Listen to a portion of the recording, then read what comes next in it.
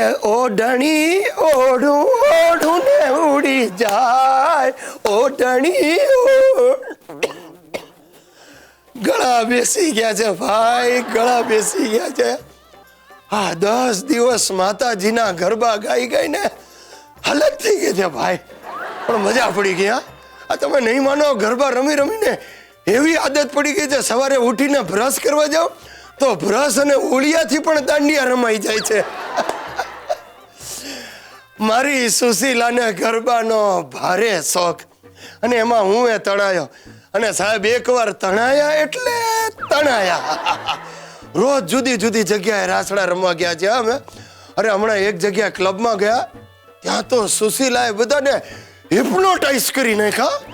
શું ખતરનાક ચણિયા ચોળી પહેર્યા હતા, મોઢા ઉપર આમ મેકઅપના થથેડા, 20 કિલો ખોટા દાગીના, પ્લાસ્ટિકના હાથી દાંતના ચૂડલા, ફક્ત આંખોને ના હોઠ જ દેખાય. અરે એને જોવા માટે છોકરાઓના ટોળા ભેગા થઈ ગયા, અને જે મંડી રાસડા લેવા હડફેટમાં જે આવ્યું ને એ ગયું જ સમજો. પણ તમે નહીં માનો, નિર્ણાયકો ખુશ થઈ ગયા. સુશલીને 2 મેડલ આપ્યા, એક નાનો અને એક મોટો. નાનો ગરબા કરવા માટે અને મોટો મેડલ ગરબા અટકાવવા માટે. બહુ મજા પડી ગઈ ભાઈ. 10 દિવસ ક્યાં નીકળી ગયા ખબર ન પડે.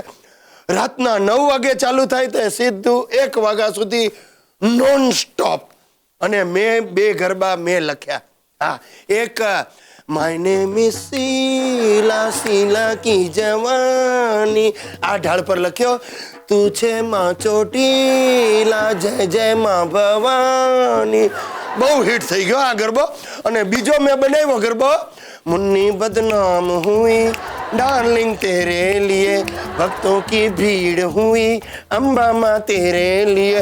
ओहो हो, सोसायटीની ડોસીઓ ઉછળીને નાચી છે ભાઈ. વાહ, મને ખાતરી છે આ 2 ગરબા મેં લખ્યા છે ને માતાજી મારા પર જરૂર પ્રસન્ન થશે.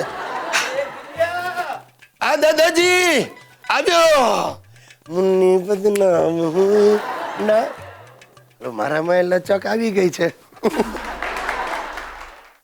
દર્શક મિત્રો, તમે સૌ જાણો છો કે ભારતના ભૂતપૂર્વ વડાપ્રધાન જવાહરલાલ નહેરુ બાળકોને ખૂબ પ્રેમ કરતા હતા.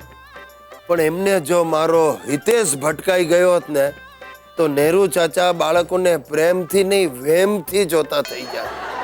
ગજબની આઈટમ છે આ હિતિયો. ગયા અઠવાડિયે કઈક ચોપડી લઈને આમ જમીન પર પડ્યો કરતો તો મેં કહ્યું આ તું શું કરે? પપ્પા બિચારો બહુ અઘરો દાખલો આપ્યો છે, ક્યારનો મગજમારી કરું, સોલ જ નથી થતો. મેં કહું અરે સોલ શું ન થાય? મને કે ના, મને ટીચરે એમ પણ કહ્યું કે તારા પપ્પા પણ આ દાખલો સોલ નહીં કરી શકે. મેં કહ્યું જા ચોપડી લા.